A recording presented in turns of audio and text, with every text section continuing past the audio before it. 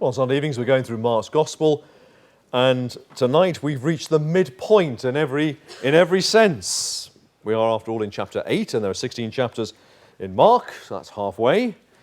But more than that, we're at the midpoint geographically.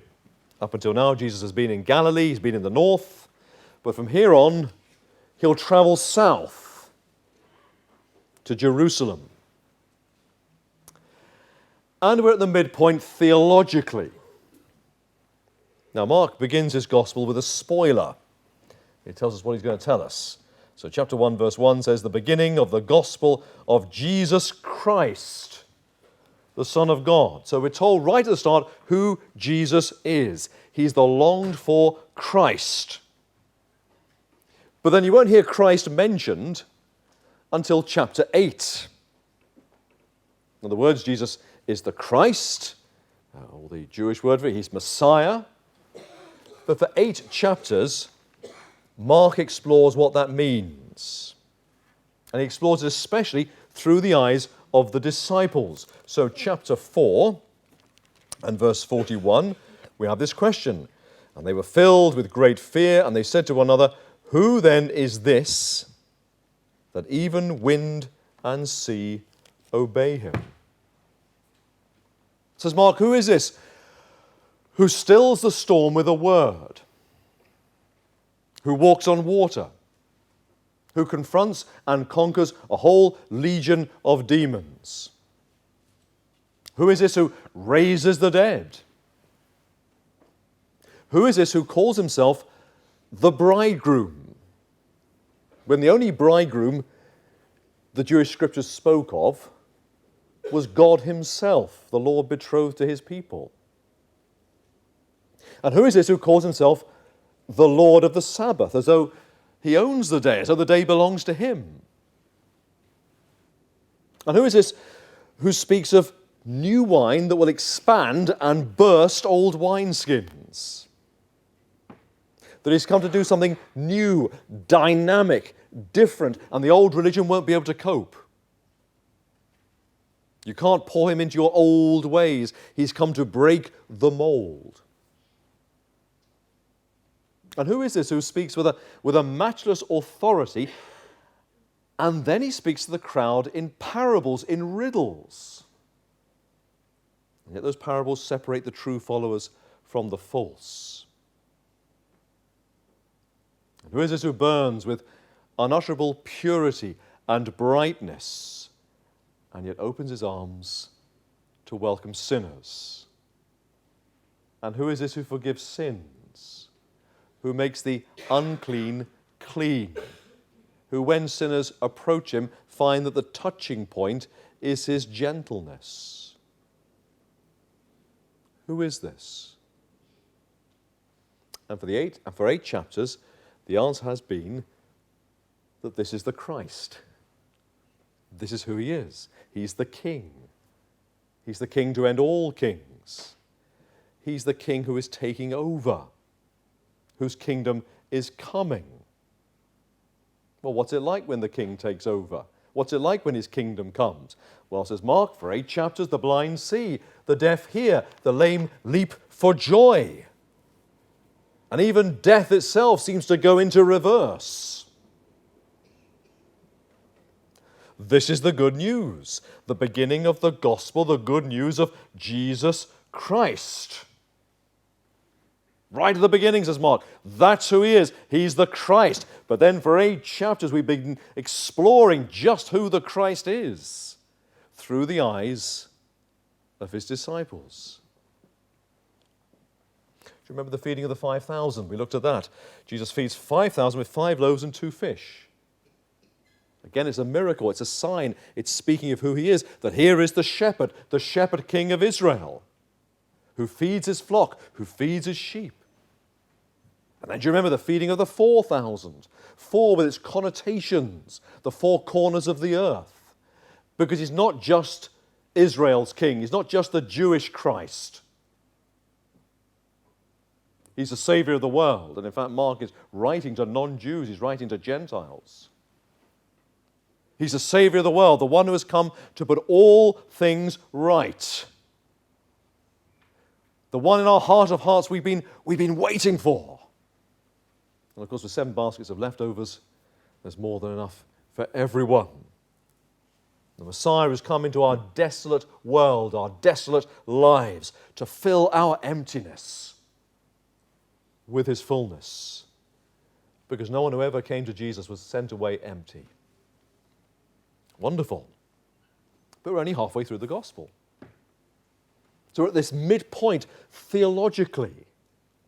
And therefore, the passage that we had, and please turn with me to it, chapter 8, and verses 22 to 33, we're at the turning point of what Mark is seeking to teach us. Chapter 8 is the axis upon which Mark's argument turns. Yes, Jesus is the Christ. But that begs another question. What sort of Christ is he? And why is he going up to Jerusalem? What's his mission? Why did he come? And in those first 8 chapters, all those unanswered questions. A kingdom that will conquer all. A king who's come to put everything right. But how? How's it going to happen? How are we going to get from a wandering teacher with a little band of disciples in some corner of the Roman Empire? How are we going to get from there to the king seated upon the throne, whose kingdom will outlast the years? And how is this king going to satisfy the nations? And how will he deal with this great crisis that has brought into this world the misery of sin and the agonies of death and the terrors of the judgment that lies beyond death? How's he going to do it? How are we going to get from where we are to there? Such grand, glorious things, but how are we going to do it?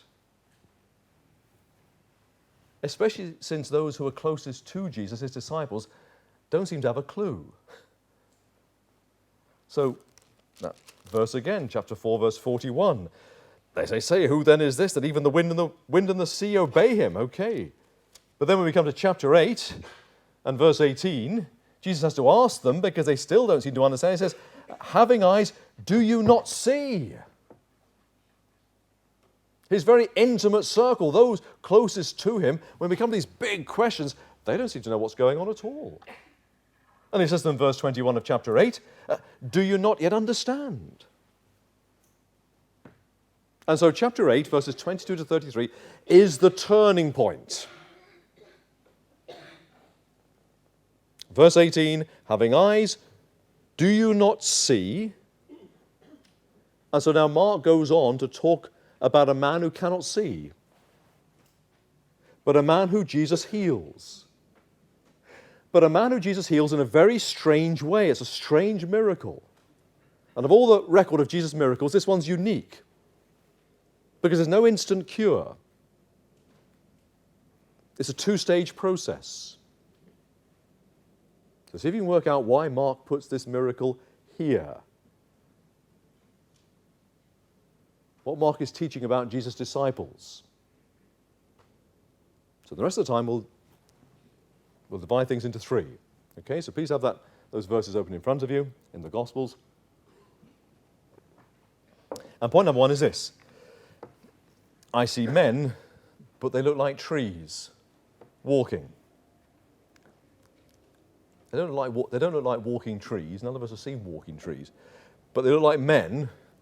Well, they're men, but they look like trees. And the men are walking, but they look like trees. That's what he's saying. So have a look at verse 22. And they came to Bethsaida, and some people brought him a blind man and begged him to touch him. We don't know who they are, but they know that Jesus is the miracle worker. They know that the touch is enough, that extraordinary touch of power, and they know that the blind sees. They bring this man, this friend, and they beg Jesus to heal him. Well, Jesus, as always, has compassion. Verse 23, and he took the blind man by the hand and led him out of the village. It's a lovely picture, isn't it? Jesus holding this man's hand and saying, mind the step and out of the way, please, and just leading him gently out of the village, away from the noise, away from the hubbub. Takes him to a quiet place. And yes, Jesus is being sensitive to the needs of our blind man. But here's a lesson for the disciples, which undistracted, they must listen and look and learn. Well, they're out of the village. Now for the healing. But the way Jesus goes about it is quite unexpected.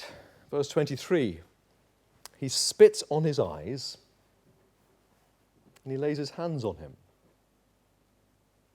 Why doesn't Jesus restore his sight with a word? Why spit? Imagine someone spat in your eye. And the hands, what's Jesus doing? Well, I'm sure all this made sense to our blind man. He's never seen Jesus. He's never seen Jesus' miracles.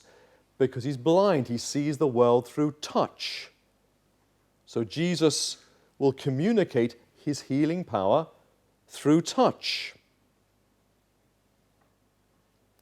Verse 23, and when he had spat on his eyes and laid his hands on him. The message is unmistakable, isn't it? It's Jesus' voice, Jesus' spit, Jesus' touch, Jesus' doing. So as this man feels these things, his trust is not just in the power to heal. His trust will be in the one who wields the power, Jesus himself. Now, having spat on his eyes and touched him, Jesus then asks a strange question, verse 23. He says, do you see anything? Now, normally Jesus doesn't need to ask, does he? Because usually the cure is instant and total. So is this a note of uncertainty? Is Jesus losing his touch? Does he somehow feel that his power is lacking? So he's saying to the man with a sort of anxious voice, do you see anything? Is it working? Has Jesus lost his touch? What do you think? Well, verse 24, and he looked up and said, I see men, but they look like trees walking. So Jesus' question elicits a response. Let's hope the disciples are listening, because the answer is for their ears. It's also for our ears. Verse 24, and he looked up and said, I see men, but they look like trees walking. So he sees, but he doesn't see. There are shapes, there's movement, and since later on we talk about his sight being restored, it seems that probably he did once see, so that's why he can recognize things. There's shapes and movements, but it's not clear. Well, they're men, but they look like trees. So his world is changing, but we're at the midpoint. His world is turning from darkness to light. His world is going from blindness to sight, but it's changing by degrees. It's not instantaneous. In fact, verse 25, it's a two-stage process. Then Jesus laid his hands on his eyes again, and he opened his eyes. His sight was restored, and he saw everything clearly. Now he can see. The darkness is gone. His sight's been restored. Everything's clear. So have you worked out what the miracle is really about? It's a real miracle. It's a real healing. But, says Mark, it's also a commentary. It's a description. It's speaking about the disciples. For 8 chapters, the disciples have been with Jesus. For 8 chapters, they've witnessed the coming of the kingdom. They believe, as we'll see in a moment, that Jesus is the King. They believe he's the Christ. But we're only at the midpoint. We're only at chapter 8. Like the blind man after stage 1, they see, but they don't see. The disciples are no longer in the dark. They're no longer blind, but neither do they see clearly. They understand that Jesus is the Christ, but they don't yet understand what the Christ has come to do. At this midpoint, the disciples only see in part. I see men, but they look like trees walking. That's where the disciples are at the moment. And so in the second half of Mark's Gospel, Jesus himself will complete the process, so that by the end of the Gospel, they'll see everything clearly. Jesus is revealing himself to his disciples, but he's revealing himself to his disciples by degrees. That two-stage healing reflects, says Mark, the disciples' two-stage understanding. They've got who Jesus is. That's stage one, but they haven't yet got why he's come. As you shall now see, as you move on to point number 2. But before that, verse 26. Oh man, what does Jesus do with him? He sent him to his home, saying, do not even enter the village. Why? Why the secrecy? Well, hold on to that question and we'll come back to it. So point number 2, the disciples see, but they don't see everything clearly. In other words, at this stage, at this midpoint, they see men who look like trees walking. Look now at verses 27 to 33. The scene moves. We leave Bethsaida. We move to the region of Caesarea Philippi. It's a predominantly non-Jewish area. It's a big Gentile area. Actually, it's a very pagan area. The crowds are far away. Time alone with his disciples. So as they make their way along the road, Jesus asks his disciples a question. Verse 27, who do people say that I am? So Jesus says, into which pigeonhole do people put me? Verse 28, and they told him, John the Baptist, and others say Elijah, and others say one of the prophets. Who do the people say that I am? Well, say his disciples, there were 3 answers. 3 religious answers. But actually 3 wrong answers. So when it comes to the identity of Jesus, popular opinion is wrong. All the answers fall short of the truth. And did you notice one of the answers is John the Baptist, the forerunner of the Christ. So whatever else people think about Jesus, one thing they're all sure about is that he's not the Christ. They're still waiting for the Christ to come. Well, verse 29, Jesus asks a second question, a leading question. But who do you, my disciples, who do you say that I am? After all the speculation, you who know me, what do you think? You've been with me from the beginning. We might say they've been with him for 8 chapters. Who do you say that I am? Verse 29. Peter answered, you are the Christ. Peter's mind is clear. He sees what he's not seen before. He sees what the world beyond doesn't see. That here is more than a prophet, more than the forerunner. You are the Christ. Literally the anointed one. The kings of Israel at their coronation, they were anointed with oil. Well, here's the king we've all been waiting for. The final king, the king to end all kings. And on this lonely road, somewhere up in the north, away from everyone else, the disciples' eyes are opening. Verse 30, and he strictly charged them to tell no one about him. Why? Why the secrecy again? Well, hold that question and we'll come back to it. So chapter 8, verse 18, says, Jesus, having eyes, do you not see? Well, at last they do see, don't they? They are seeing. But how well do they see? Do they see everything? Or do they see men like trees walking? They're no longer blind and in the dark, but are they in the light? They appear to understand, you're the Christ. But how much do they understand? How well do they understand? Well, let's find out. Because having recognized that Jesus is the Christ, Jesus now begins to explain why the Christ has come. He's kept it quiet for 8 chapters. He said nothing about it. Now he's going to tell them why the Christ has come. In coming to put things right, to save the world, to fill our emptiness, to be the answers to our prayers, to establish his kingdom, says Jesus, this is how he's going to do it.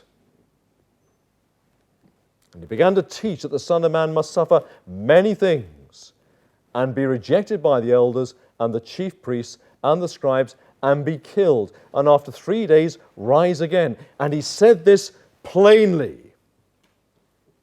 So for the first time, he's giving it to them completely straight.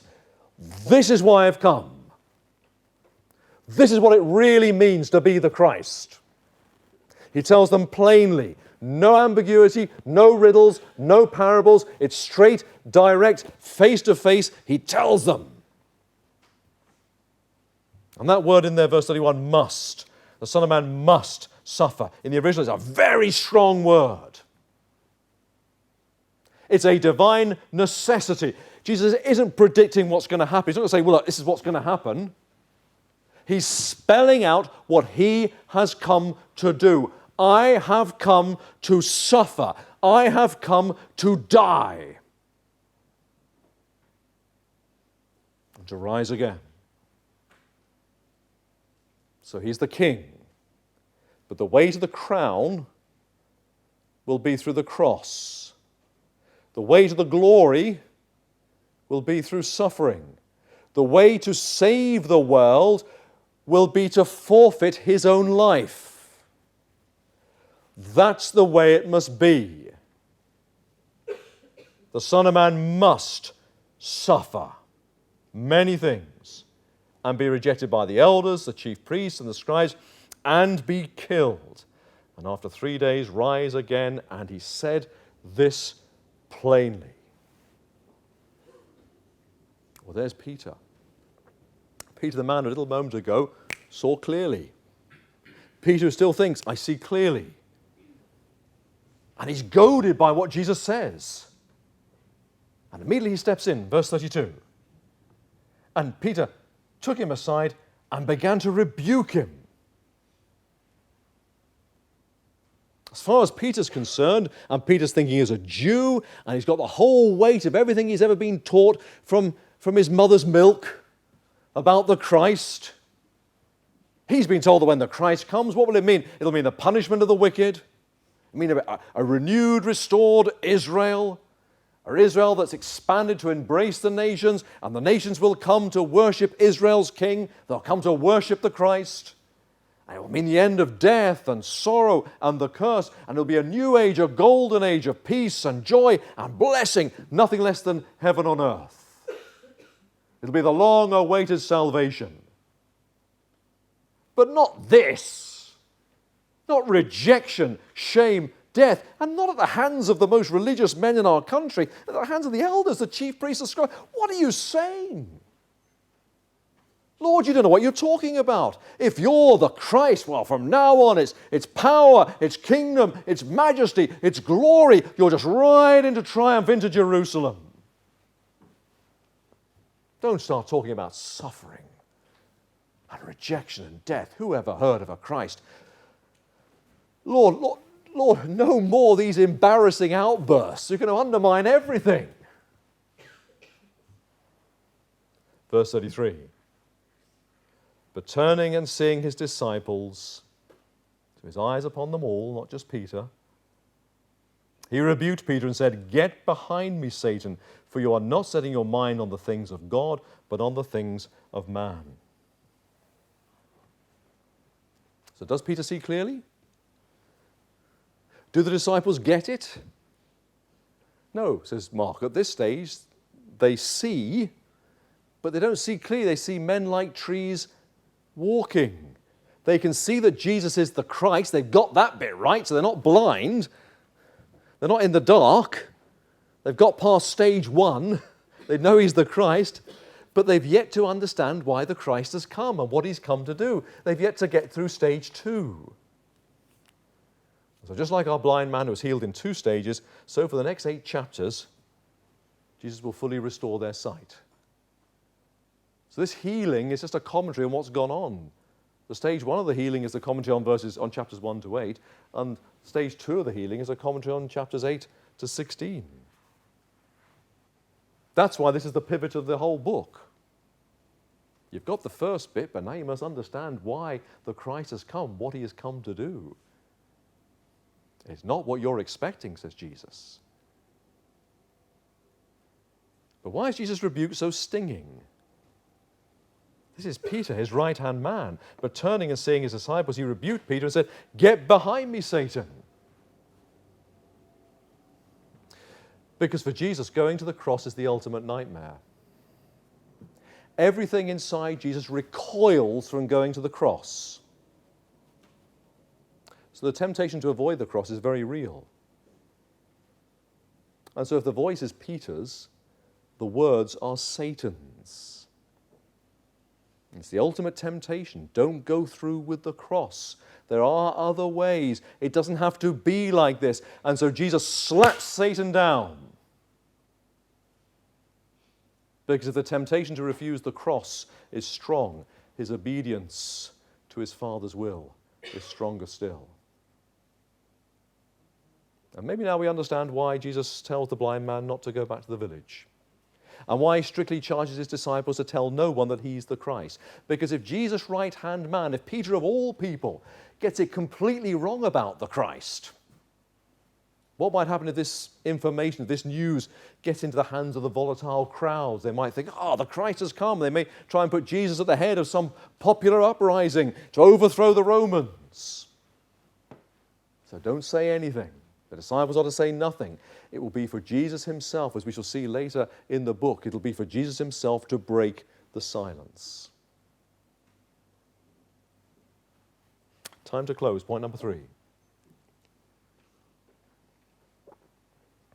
Jesus asks a question, doesn't he? Hey, who do other people say that I am? Then he turns around and says to his disciples, who do you say that I am? It's the question we all have to face, isn't it? Who do you say Jesus is? What have we learned tonight? We've learned that when it comes to Jesus of Nazareth, most people get it wrong. Who do people say that I am? They said John the Baptist, others say Elijah, and others one of the prophets. As we said, 3 answers, 3 wrong answers. So don't go on what people tell you. When it comes to Jesus, don't go on other people's opinions. Don't go on second-hand opinions. Find out for yourself. When you came in, you were given the gospel. Well, take it home, read it, find out. It's not a cult, there's nothing secretive, some secret knowledge. You can find out for yourself, read it. We're starting Christianity Explored soon. Well, come along. Say, I want to know. People tell me who he is, but I want to know for myself. I want to find out. I want to know who this Jesus is. Why don't you come along to the first get-together? No pressure, no hard sell. Just come, talk, find out what it's all about. Think, well, it might interest me. Come and find out for yourself who this Jesus is. What else have you learnt? That even those who know who Jesus is don't always get why he's come. Verse 29, but who do you say that I am? Peter answered, you are the Christ. But then when Jesus spells out what the Christ has come to do, Peter says, oh Lord, you've got it all wrong. So you may see that Jesus is the Christ. In fact, you've never ever doubted it. You've heard it from your earliest days. You know he's the Christ, and he's the King, and that's so on. But maybe you don't see as clearly as you think you see. You don't really get why he came. You know he went to a cross and all that. I'm not saying you don't know that, but you don't really see how it all connects together. You see, but you don't really see. You're not in the dark, but neither is it clear. And you need that second touch to open your eyes. What else have you learned tonight? That coming to know Jesus Christ as Lord and Saviour can take time. We don't see everything at once. We may see, but not see clearly. So if you're really interested in becoming a Christian, or you're serious about it, well, sometimes it takes time. It takes time for things to drop into place. And you may be tonight at the stage where you say, well, I see men, but they look like trees. And if that's where you are, there's a sense where we say, well, that's fine. These things take time.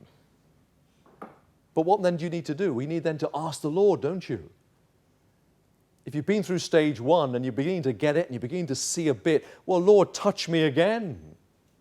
Open my eyes. I want to see clearly. I want to understand. I want to know who Jesus is.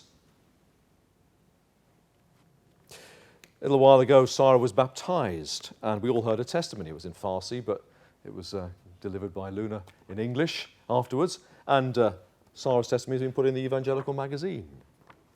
This is what she says. I had a real passion to know more about Christianity. I also prayed to God to show me the right way. And I suppose He did, because it was soon after that when I was encouraged to attend the church house party. Everyone treated me like a member of their family. And they had a great effect upon me. I was so passionate about learning the Bible. But when I was taught about the Trinity, I had many questions in my head like, how can God be three and yet one? And how can He have a son? I was torn between Islam and Christianity. But feeling closer to Jesus, I would talk and pray to Him before going to sleep every night. And she said she was always told that Christianity is not a religion, it's a relationship with God. So there you are, you see, she sees, but yet she doesn't see. But what does she do when she doesn't see? She keeps talking to God. I need to know, I need to know. She doesn't stumble, she doesn't stop when she hits difficulties. She doesn't say, well, there's a difficulty, that's the end of it then. The difficulties are to be overcome. She goes to Christ and says, I have a difficulty here. There are things I don't understand. You tell me. You show me. You open my eyes. And that's what you must do. Don't think, look, I've examined this Christianity stuff, or maybe I've been brought up in it, and there's this, and there's this, and there's this, and this, and therefore I've hit a difficulty, that's the end of it. Has it never occurred to you, maybe that you don't, it's there, and it's real, and it's true. The problem is your seeing of it. And the problem is not there, the problem is here. And you say, Lord, open these eyes. But keep talking to Him. Keep praying. Keep speaking. Don't leave it. Don't let it go. Don't walk away. Because she goes on, doesn't she? We jump forward. The next Sunday, I went to the church and I was excited to share the good news. The spiritual transformation relieved me of my confusion. See? The confusion's gone. She sees it now. And on the 29th of August 2009, I formally announced my true belief in Jesus Christ. And I decided I was going to give my life to Him. It's the best decision I ever made. I found what I was looking for, and I believe that my life had gained direction and meaning since then. Do you see? She didn't leave it. Don't leave it. When you hit a difficulty, go to Him. Ask for that second touch. It takes time.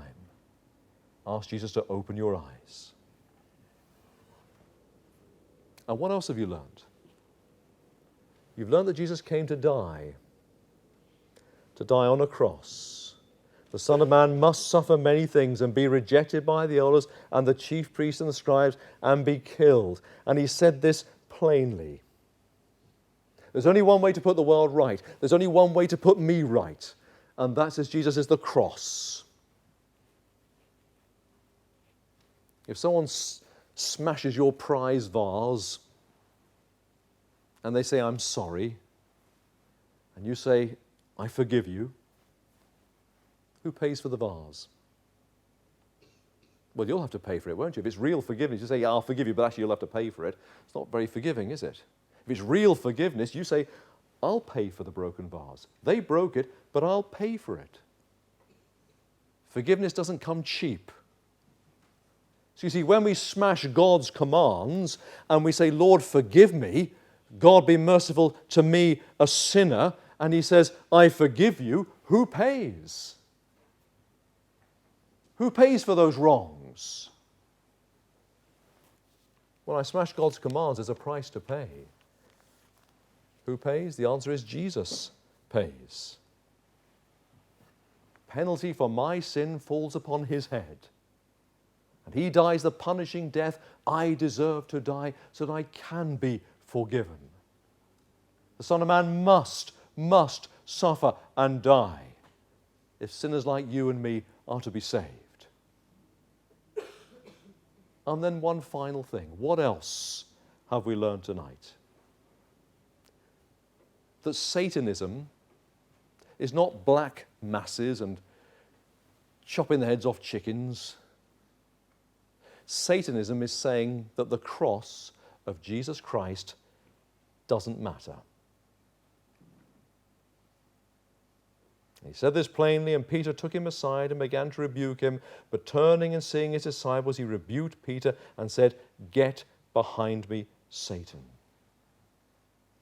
If tonight you think the cross is unimportant, that I don't need a Jesus to die on the cross to save me, that I don't need a sacrifice for my sins, that I don't need the blood of the Son of God to pay the debt I owe for breaking God's law, if you think I can avoid hell without the cross, if you think that, you haven't got that from God. That's Satanism. So are you a Satanist? All the more reason to pray, Lord, open my eyes, that I might see. Let's sing a hymn.